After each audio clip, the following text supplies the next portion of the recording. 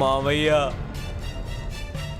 రేపు రాజ్యసభలో ఖచ్చితంగా వాళ్ళంతా నా మీద ఆరోపణలు చేస్తారు. నువ్వేం బాధపడద్దు దుర్యోధన.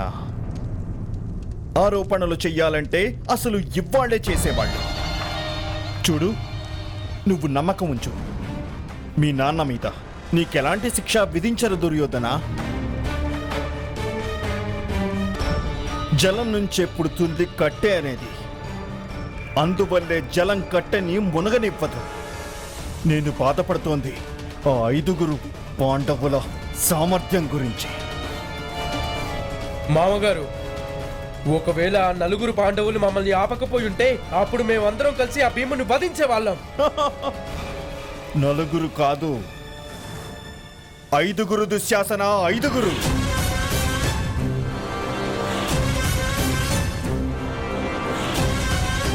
ఎప్పుడైతే ఆ సూతపుత్ర కర్ణుడు పాండవులకు మిత్రుడయ్యాడో అప్పట్నుంచి వాళ్ళ సామర్థ్యం అసాధారణమయ్యింది పుత్ర.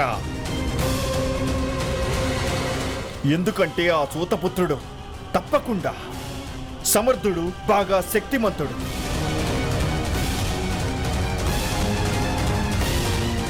మనం పాండవుల్ని చంపాలంటే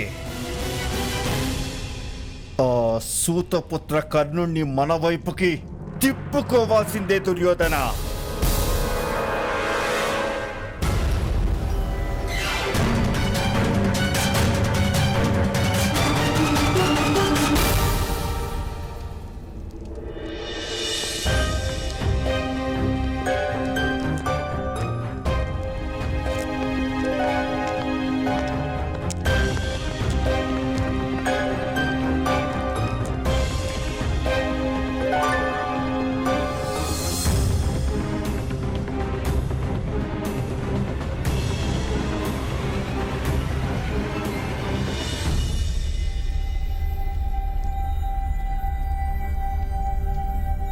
మీ పితామహుల నుంచి అనుజ్ఞ తీసుకోండి నాయనా.